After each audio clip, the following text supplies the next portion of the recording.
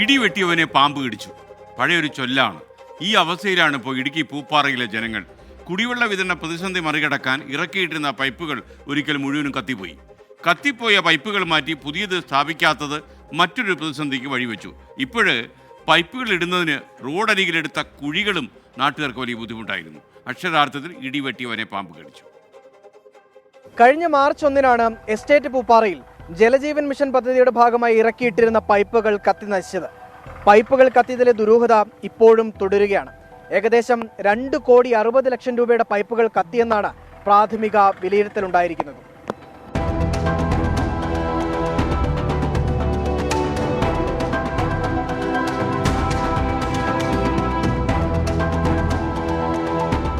പൈപ്പുകൾ കത്തി നശിച്ചതോടെ രാജകുമാരി, ശാന്തൻപാറ പഞ്ചായത്തുകളിലെ കുടിവെള്ള പദ്ധതിയുടെ നിർമ്മാണം പാതി വഴിയിൽ മുടങ്ങി. പദ്ധതിയുടെ ഭാഗമായി പൈപ്പുകൾ സ്ഥാപിക്കുന്നതിന് റോഡുകളുടെ ഇരുവശവും കാനകൾ തീർത്തിരുന്നു. ഗ്രാമീണ കോൺക്രീറ്റ് റോഡുകളും ടാറിംഗ് റോഡുകളും കുത്തിപ്പൊളിച്ചാണ് പൈപ്പുകൾ സ്ഥാപിച്ചത്. 1 മാസത്തിനകം പുനർനിർമ്മിച്ചു നൽകാമെന്നതായിരുന്നു വ്യവസ്ഥ.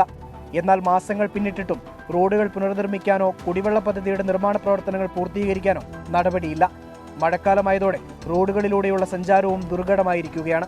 ഇത് എങ്ങനെയാണ് ഇവിടെ കത്തുപിടിച്ചതെന്നും ഇവിടെ നാശനഷ്ടം ഉണ്ടായതെന്നുള്ള ഒരു അന്വേഷണ റിപ്പോർട്ട് പോലീസിൻ്റെ ഭാഗത്തുനിന്നും പോയിട്ടില്ല എന്നുള്ളതാണ് അറിയാൻ സാധിച്ചിട്ടുള്ളത്. ഈ പഞ്ചായത്തിൻ്റെ വിവിധ മേഖലകളിലെ പോക്കറ്റ് റോഡുകളെല്ലാം ഈ ഓസ് സ്ഥാപിക്കുന്നതിന് വേണ്ടി കിടങ്ങുകൾ കുഴിച്ചിട്ടിരിക്കുക. അതിപ്പോൾ ഒരു അപകടകരമായ സാഹചര്യത്തിൽ നിൽക്കുക. 2 വീലറുകാർക്കും അതുപോലെ ചെറുവണ്ടിക്കാർക്കും പോകാൻ വളരെയേറെ ബുദ്ധിമുട്ടായിട്ട്.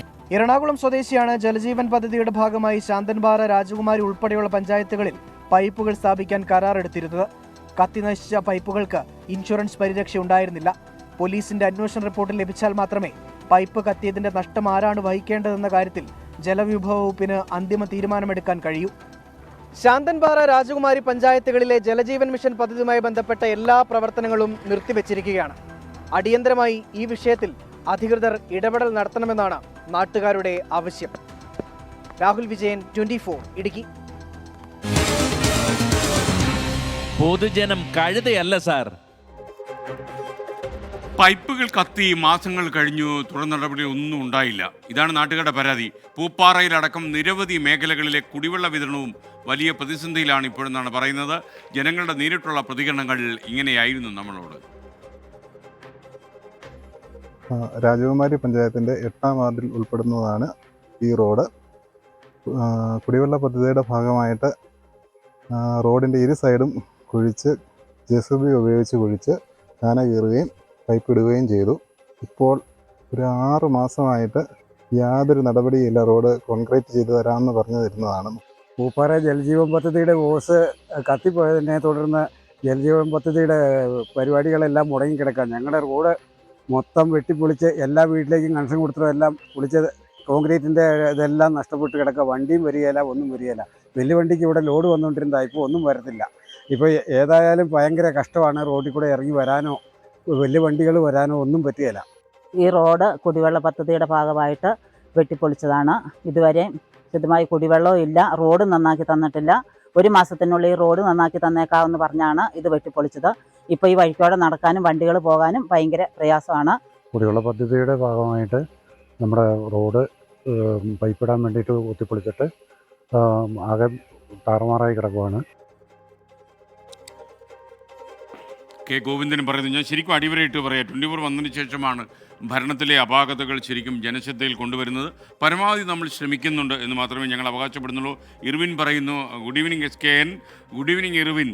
24 കണക്ട് കൊല്ലം ജില്ലാ സമ്മേളനം എന്നാണ്. അതിൻ്റെ തീയതി തീരുമാനിച്ചിട്ടില്ല.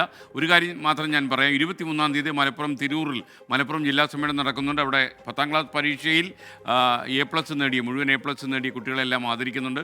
ഉച്ചയ്ക്ക് 2 മണി, രാവിലെ 9 മണിക്കാണ് ഈ ആദരവ് നടക്കുന്നത്. ഉച്ചയ്ക്ക് 2 മണിക്ക് ശേഷം മലപ്പുറം പ്രേക്ഷക ജില്ലാ സമ്മേളനം നടക്കും. അത് കഴിഞ്ഞാൽ അടുത്ത ജില്ലാ സമ്മേളനം കണ്ണൂരിലാണ് എന്ന് നമ്മൾ തീരുമാനിച്ചിട്ടുണ്ട്. അപ്പോൾ അത് കഴിഞ്ഞിട്ട് നമുക്ക് അടുത്ത സ്ഥലം എവിടെയാണെന്ന് തീരുമാനിക്കാം. അപ്പോൾ കുറേ കാര്യങ്ങളുണ്ട്. അതുപോലെ ഈ 24 ലൈവ് കാണാൻ വരുന്നത് താങ്കളുടെ അവതരണം കണ്ടുകൊണ്ടാണ്. പക്ഷേ ഇപ്പോൾ താങ്കൾ എന്തോ ഉള്ളിൽ വിഷമം വെച്ചിട്ട് പറയുന്ന പോലെയുണ്ട്. മനുഷ്യരല്ലേ സുഹൃത്തെ.